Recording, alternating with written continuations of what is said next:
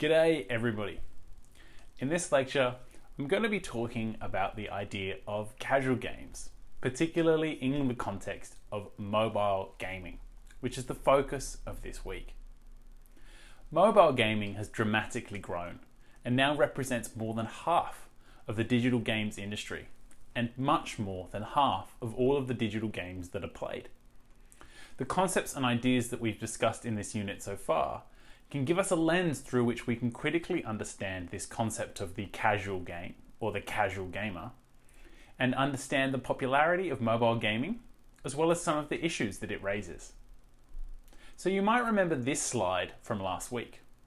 Not only does the gamer identity police who is or who can be or who might identify as a gamer, but it also privileges certain types of play and engagement with games. The hardcore player plays games that are typically more combat oriented, that have hardcore play that's really difficult or requires a lot of mastery and expertise. Whereas the gamer identity also diminishes values towards things like story, creativity, as well as casual and novice play, easy play that you can just pick up and enjoy rather than having to spend hours and hours learning how to play. So, as I mentioned, mobile gaming has grown considerably and now represents $85 billion of the digital games industry. To describe a game as casual isn't to denigrate it, but to acknowledge that there are differences in design that have seen mobile games rise in popularity. Casual games such as those on mobile are a huge part. The average daily playtime is as close to 89 minutes. They have a really significant market value, but more importantly, they've opened up the audience and the reach of games. The people who are playing casual mobile games are people who are outside that stereotypical mindset of what the gamer is, right? Adults, older adults, women, younger children who traditionally weren't able to access digital games on PC and console. But these mobile casual games have also introduced more ways to play in different ways. Short bursts of play to de-stress, play on public transport to pass time, and new opportunities for social play with other people. So how can we describe and talk about these casual games? Mark Johnson, who's a lecturer in the department, wrote an article in 2018 reviewing a variety of casual games, identifying 6 traits of casual games.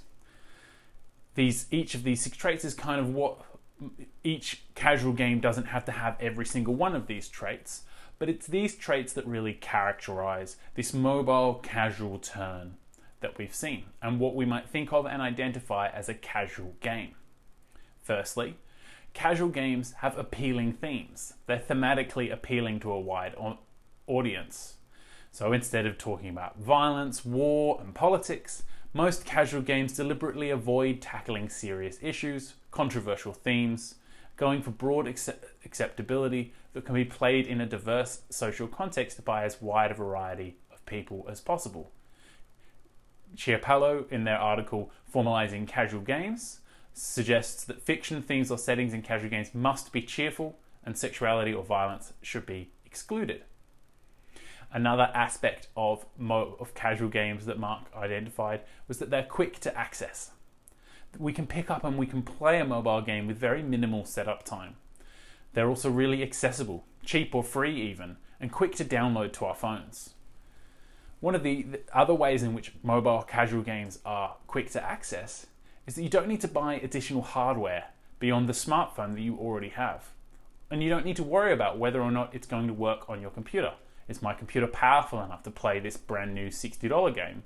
Is a very different set of decisions towards I'll download this free game onto the mobile phone that I already have in my pocket.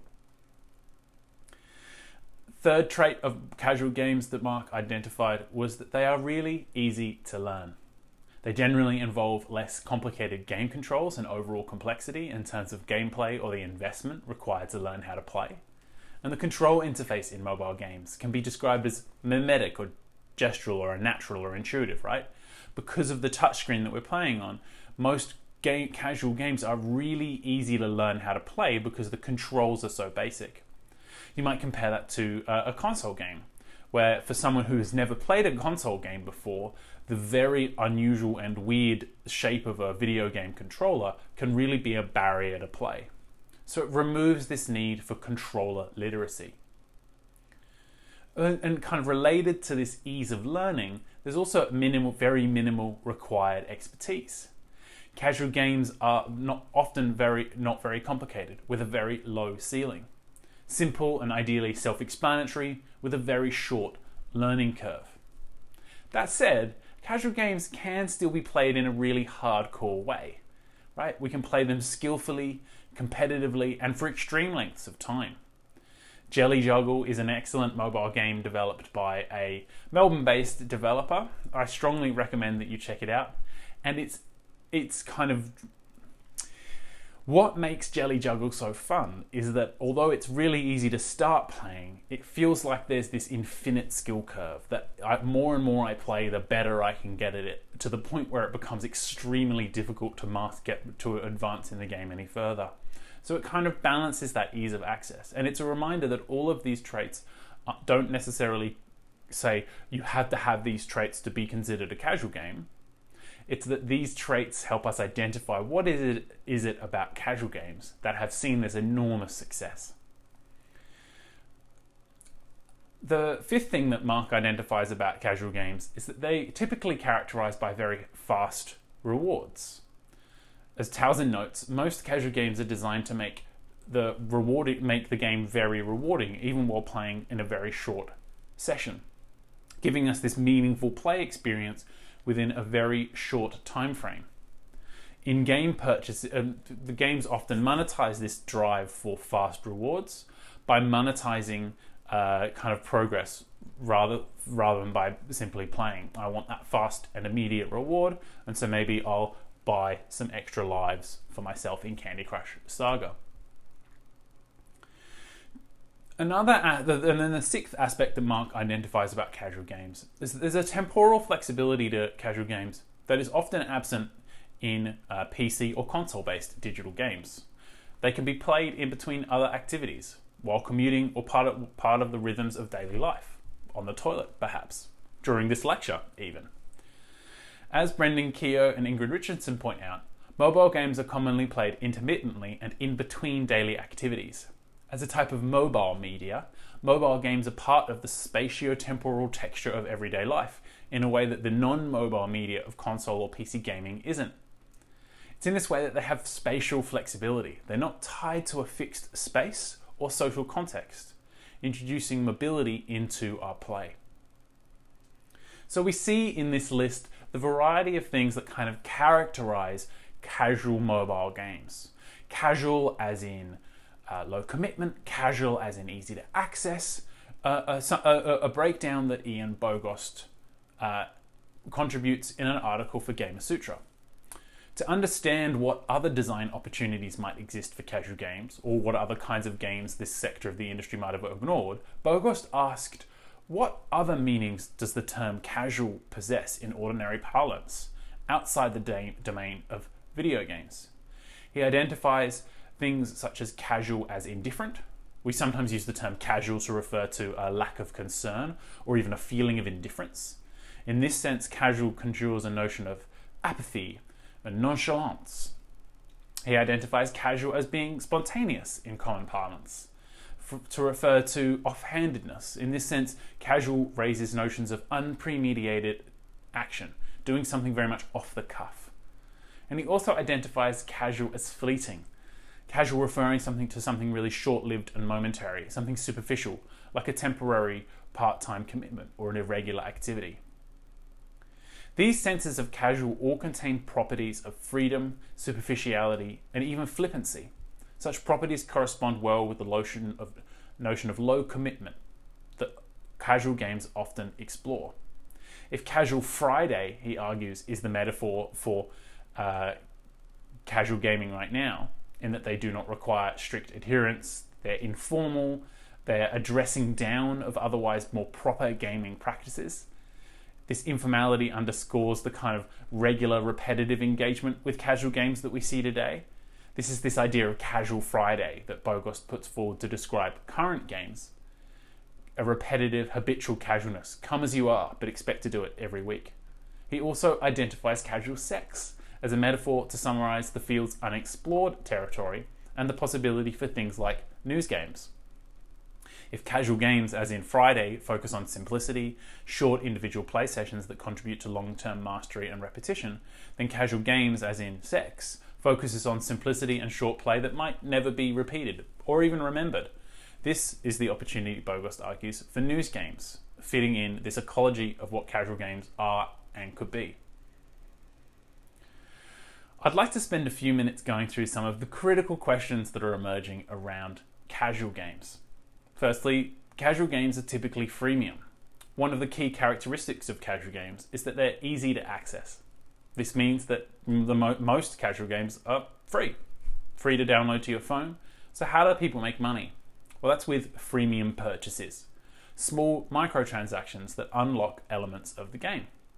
Patrick Kroger provides a very critical account of freemium as something that has potentially devalued the creative potentials of the video game medium, diminishing creative autonomy when the only thing that is profitable is simple free-to-play games.